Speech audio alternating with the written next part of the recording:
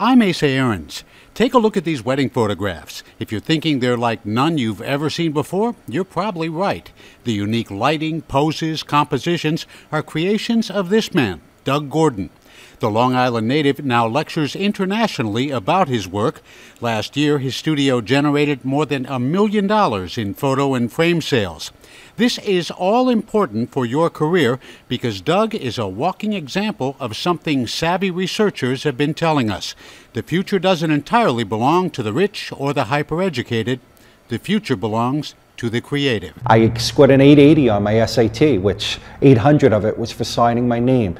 My denouncing education in no way, shape, or form.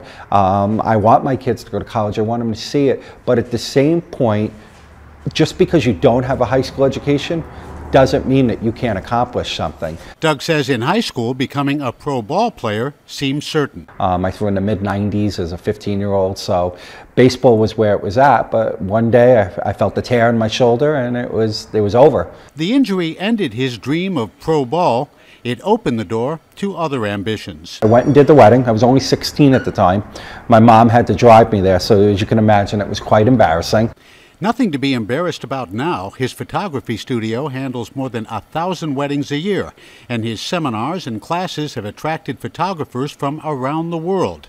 Doug shares something with many other successful business owners. He understands people's motivations. Women, they don't really want to look angelic in their wedding photos. They want to look sexy.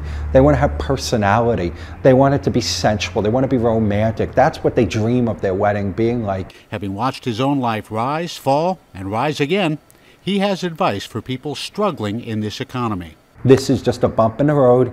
Get up, dust yourself off, and go and figure it out. You have to want it. And if you want to go find a way into an industry, you don't go and look in the newspaper for a job ad every day. You look all over the place. You find things. You show up at people's door. Everything starts with confidence. If you believe in yourself, anything's possible. I'm Asa Aarons with Your Career.